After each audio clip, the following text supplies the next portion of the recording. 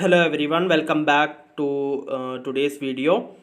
അപ്പോൾ ഈ വീഡിയോയിൽ ഞാൻ ഇന്നത്തെ കറണ്ട് അഫയേഴ്സാണ് ഡിസ്കസ് ചെയ്യാൻ പോകുന്നത്. ഇന്ന് 13th ജാനുവരിയാണ്. അപ്പോൾ നമുക്ക് ഫസ്റ്റ് ന്യൂസിലേക്ക് കടക്കാം. IBBI അതായത് Insolvency and Bankruptcy Board of India mandates EB-CRE option platform to sell assets under liquidation. അപ്പോൾ അസറ്റ്സ് അണ്ടർ ലിക്വിഡേഷൻ സെൽ ചെയ്യാൻ വേണ്ടിയിട്ട് EB-CRE ഓപ്ഷൻ പ്ലാറ്റ്ഫോം മാൻഡേറ്റ് ചെയ്തിരിക്കുകയാണ് Insolvency and Bankruptcy Board of India. നമുക്ക് അതിൻ്റെ details ഒന്ന് വായിക്കാം. The Insolvency and Bankruptcy Board of India has mandated the exclusive use of EB-CRE auction platform to sell assets under liquidation process from April 1st. The EB-CRE, now known as a bank asset auction network, is a property listing and e-auction platform designed for banks and lending institutions addressing recovery of non-performing asset loans through efficient property options. അതിൻ്റെ ബാക്കി details നിങ്ങൾക്ക് വായിച്ചു നോക്കാം. നിങ്ങളിതിൻ്റെ screenshot എടുത്ത് വെച്ചിട്ടുണ്ടാവും എന്ന് കരുതുന്നു. നമുക്ക് നെക്സ്റ്റ് ന്യൂസിലേക്ക് കിടക്കാം. അതിന് മുമ്പ് ഇതിൻ്റെ കണ്ടിന്യൂഷൻ ഈ ഒരു പേജിലും കൂടി ഉണ്ട്. ഇതിൻ്റെയും കൂടി സ്ക്രീൻഷോട്ട് നിങ്ങൾക്ക് എടുത്ത് വെക്കാം. നമുക്ക് നെക്സ്റ്റ് ന്യൂസിലേക്ക് കിടക്കാം. Centre releases 1.73 trillion rupees towards a tax devolution to states. അപ്പോൾ സെൻറ്റർ 1.73 ട്രില്യൺ റുപ്പീസാണ് ടാക്സ് ഡെവല്യൂഷൻ ടു സ്റ്റേറ്റ്സിന് വേണ്ടിയിട്ട് റിലീസ് ചെയ്തിരിക്കുന്നത്. അതിൻ്റെ ഡീറ്റെയിൽസ് നമുക്കൊന്ന് വായിക്കാം. The centre released tax devolution of 1.73 lakh crore rupees to the state governments to accelerate capital expenditure and finance welfare activities. അതിൻ്റെ ബാക്കി ഡീറ്റെയിൽസ് നിങ്ങൾക്ക് വായിക്കാം. നിങ്ങളിതിൻ്റെ സ്ക്രീൻഷോട്ട് എടുത്ത് വെച്ചിട്ടുണ്ടാവും എന്ന് കരുതുന്നു. നമുക്ക് നെക്സ്റ്റ് ന്യൂസിലേക്ക് കടക്കാം.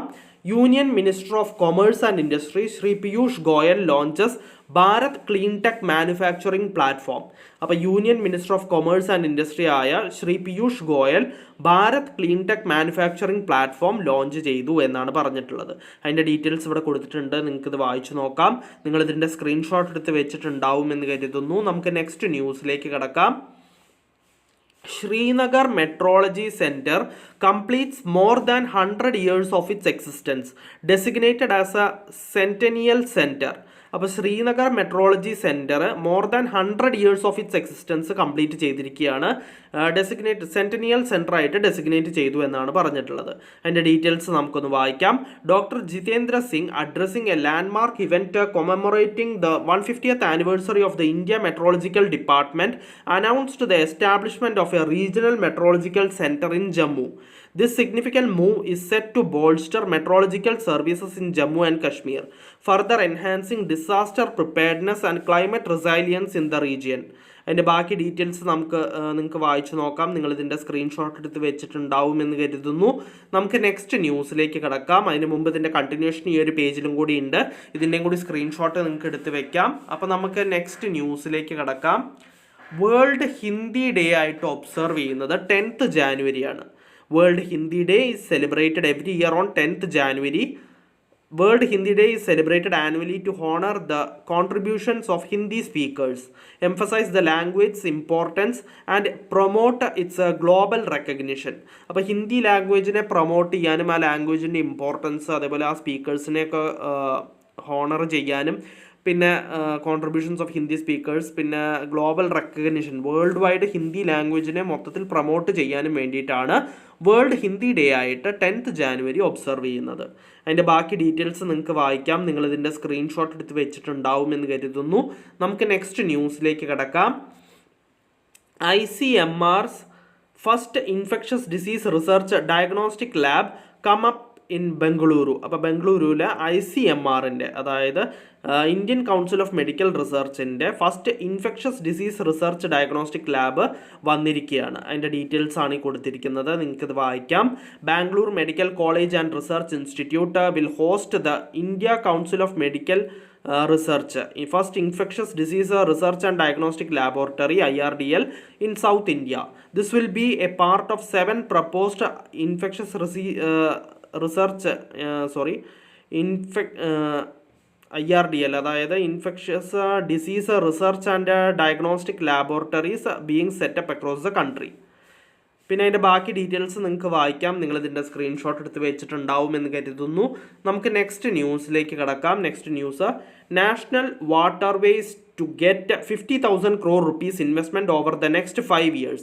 അടുത്ത 5 വർഷത്തിൻ്റെ ഉള്ളിലായിട്ട് നാഷണൽ വാട്ടർവേസിന് 50,000 crore rupees ആണ് ഇൻവെസ്റ്റ്മെൻറ്റ് കിട്ടാൻ പോകുന്നത്. അതിൻ്റെ ഡീറ്റെയിൽസ് നമുക്കൊന്ന് വായിക്കാം. An investment of 50,000 crore will be made to boost infrastructure along nationwide waterways in the next 5 years. According to the statement, the investment proposals were announced in Inland Waterways Development Council meeting at Kohora in Kaziranga. അതിൻ്റെ ബാക്കി details ഒക്കെ നിങ്ങൾക്ക് വായിക്കാം. നിങ്ങളിതിൻ്റെ screenshot എടുത്ത് വെച്ചിട്ടുണ്ടാവും എന്ന് കരുതുന്നു. നമുക്ക് നെക്സ്റ്റ് ന്യൂസിലേക്ക് കടക്കാം. India joins the UN Committee of Experts on Big Data and Data Science for Official Statistics. അപ്പോൾ ഇന്ത്യ ജോയിൻ ചെയ്തിരിക്കുകയാണ് UN Committee of Experts on Big Data and Data Science for Official Statistics. അതിൻ്റെ details നമുക്കൊന്ന് വായിക്കാം. In a significant milestone, India has joined the prestigious UN Committee of Experts on Big Data and Data Science for Official Statistics. The UN Committee of Experts on Big Data and Data Science for Official Statistics was created to further investigate the benefits and challenges of big data, including the potential for monitoring and reporting on the sustainable development goals. അതിൻ്റെ ബാക്കി details നിങ്ങൾക്ക് വായിക്കാം. നിങ്ങളിതിൻ്റെ screenshot എടുത്ത് വെച്ചിട്ടുണ്ടാവും എന്ന് കരുതുന്നു. നമുക്ക് next ന്യൂസിലേക്ക് കിടക്കാം. അതിനു മുമ്പ് ഇതിൻ്റെ കണ്ടിന്യൂഷൻ ഈ ഒരു പേജിലും കൂടി ഉണ്ട്. ഇതിൻ്റെയും കൂടി സ്ക്രീൻഷോട്ട് നിങ്ങൾക്ക് എടുത്ത് വെക്കാം. അപ്പോൾ നമുക്ക് നെക്സ്റ്റ് ന്യൂസിലേക്ക് കിടക്കാം. Bangladesh cricketer Tamim Iqbal announces retirement from international cricket. അപ്പോൾ ബംഗ്ലാദേശ് ക്രിക്കറ്ററായ തമീം ഇക്ബാൽ ഇൻ്റർനാഷണൽ ക്രിക്കറ്റിൽ നിന്ന് റിട്ടയർമെൻറ്റ് അനൗൺസ് ചെയ്തിരിക്കുകയാണ്. അപ്പോൾ അതിൻ്റെ ഡീറ്റെയിൽസ് ഒന്ന് വായിക്കാം. Bangladesh cricketer Tamim Iqbal has announced his retirement from international cricket. Tamim concluded his career with 15,192 runs for Bangladesh, the second highest in the country's history after Mushfiqur Rahim. The 35-year-old scored 5,134 runs in 70 tests. അപ്പോൾ അതൊക്കെയാണ് records. 8,357 runs അടിച്ചിട്ടുണ്ട് 243 ODIs-നായിട്ട്. പിന്നെ 1,758 runs 78 T20 ഇൻ്റർനാഷണൽസ് കളിച്ചതിൽ നിന്നും നേടിയിട്ടുണ്ട്.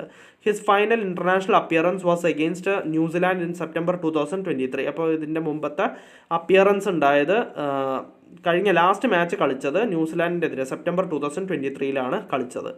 Tamim had previously announced his retirement in 2023 but reversed the decision a day later. ഇതിന് മുമ്പ് retirement announce ചെയ്തിരുന്നു 2023, പിന്നെ റിവേഴ്സ് ചെയ്തു ഡിസിഷൻ, എന്നിട്ട് റിട്ടയർമെൻറ്റ് ക്യാൻസൽ ചെയ്തു. ഇപ്പോൾ റിട്ടയർമെൻറ്റ് അനൗൺസ് ചെയ്തിരിക്കുകയാണ്.